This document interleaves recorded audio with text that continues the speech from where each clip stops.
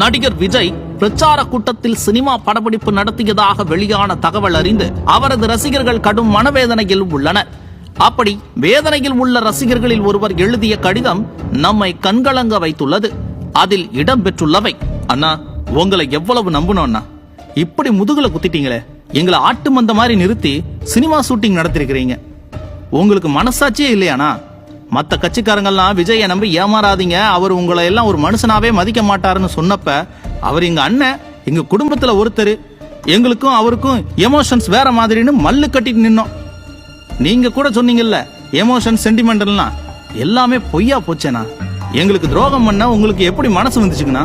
உங்க சினிமாவுல உங்களை கெத்தா காட்டிக்கணும்னா ஜூனியர் ஆர்டிஸ்ட கூப்பிட்டு படம் பண்ணீங்க. அதை விட்டு ரசிகர்களை வச்சு ஏன் படம் பிடிச்சீங்கன்னா?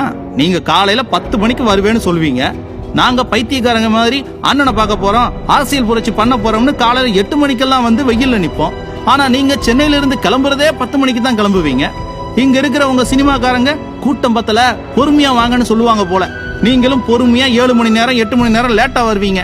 அவ்வளவு நேரம் நாங்க வெயில்ல நிக்கிறோம்னா, இந்த கூட்டத்துல அரசியலுக்கு சம்பந்தமே இல்லாத ஜஸ்ட் உங்களை பாக்குறதுக்காகவே சின்ன சின்ன பசங்க நிறைய இருக்கிறாங்க. கர்ப்பிணி பெண்கள் வயிற்றுல வளர்ற உசுரை பத்தி கவலைப்படாம எங்க அண்ணனை பார்த்தா போதும்னு வந்து நிக்கிறாங்க. என் குழந்தைக்கு எங்க அண்ணனை காட்டணும்னு குட்டிஸோட பல பேர் வந்து நிக்கிறாங்க. எப்ப பாரு தமிழ்நாடு தான் என் குடும்பம், நான் உங்க விஜய், நீங்க தான் அக்கா, நீங்க தான் தம்பி, நீங்க தான் அம்மான்னு வசனம் பேசுவீங்களே. உண்மையிலேயே உங்க அப்பா, அம்மா, அண்ணன், தங்கச்சிய இப்படி 8 மணி நேரம் வெயில்ல நிக்க வைப்பீங்களா? உங்களுக்கு அது உறுத்தவே இல்லையா? எங்களை நீங்க மனுஷனாவே பார்க்கல. வானா வருவான், எவ்வளவு நேரம் எப்படி நிக்க சொன்னாலும் நிப்பான், மூளை இல்லாத பைத்தியக்கார கூட்டம் நினைச்சிட்டீங்கல்ல.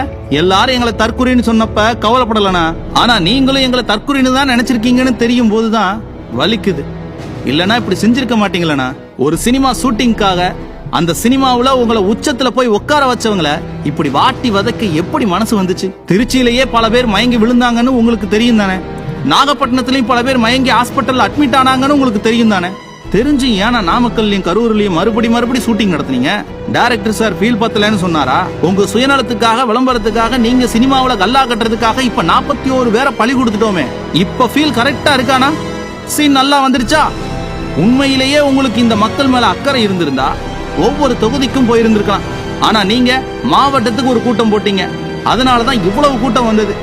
எல்லாமே கூட்டம் காட்டணுங்கிற உங்களோட குறுக்கு புத்தியால வந்தது. அடிக்கடி சொல்வீங்களே, கேரியரின் உச்சத்துல இருக்கேன் அப்படின்னு.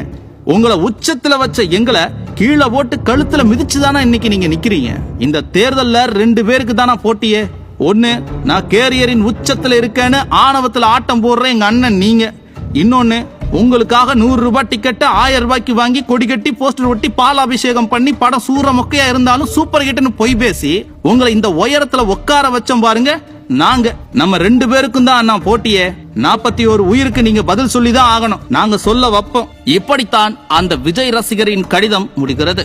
இந்த குற்றச்சாட்டுக்கு நடிகர் தரப்பில் என்ன பதில் வரப்போகிறது, எப்படி தன் ரசிகர்களுக்கு பதில் சொல்ல போகிறார் விஜய் என்பதை பொறுத்திருந்து பார்ப்போம்.